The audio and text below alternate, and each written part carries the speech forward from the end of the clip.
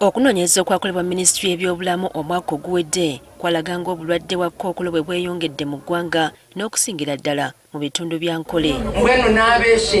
Eno abantu 1,400 be baazulwamu kkookolo w'ebika eby'enjawulo.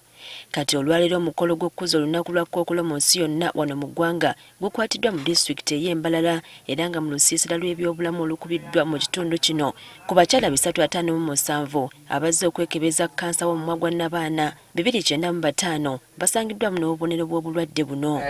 Babasajja 305 abeekebeza kkookolo wa katungulu 47 basangiddwa n'obubonero. Nekimanyisa ngu ati baatandika olugendo olw'okuza kubakebera gye n'okuhamiisiriza ngu buzimazima kansa bagiine ninga tebagiine.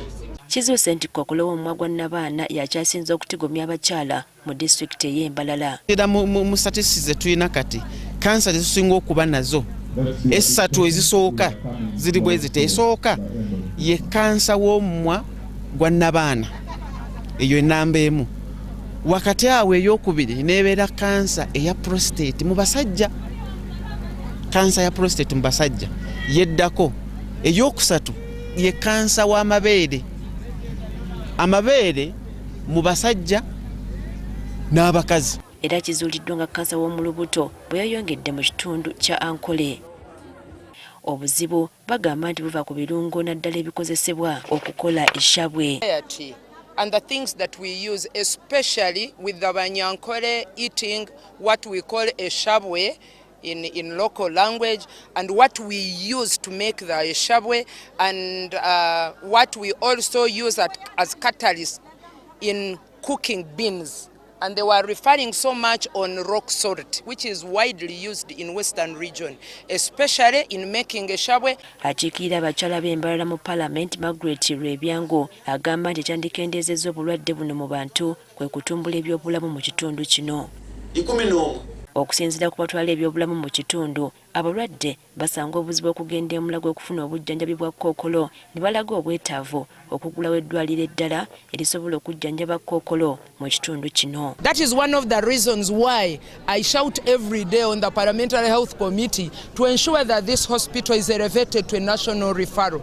Meaning, once it is a national referral, even the the Cancer Institute you're seeing in Mulago, it will come to Mbarara. Era kizuuliddwa nga gavumenti bwesuuliridde endwadde endala essira n'eritteeka ku kulwanyisa kawuka akasiriimu kokka. To do more, the way we drums for HIV is the way we need to do for NCPs. And in this, I call upon the media.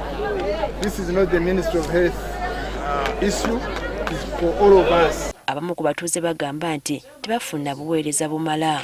Bamuhandikire mubazi esente taziine okukebeza nayenda aka TV esente taziine omuntu wa buriijo ekizibu mu burwire kandi nindumba obuheereza okurugirira obuheereza obwite omu kashare nihari kandi endwara bw'okukebeza kansa nuko abashaho bariyo konka kirikumara. Okunoonyereza okwakolebwa ku muwendo gw'abantu abayina ekirwadde kya kkookolo mu ggwanga kulaga nti abantu obukadde 5 be bawangala n'obulwadde buno kyokka nga buli lukya waliwo abapya abakwatibwa.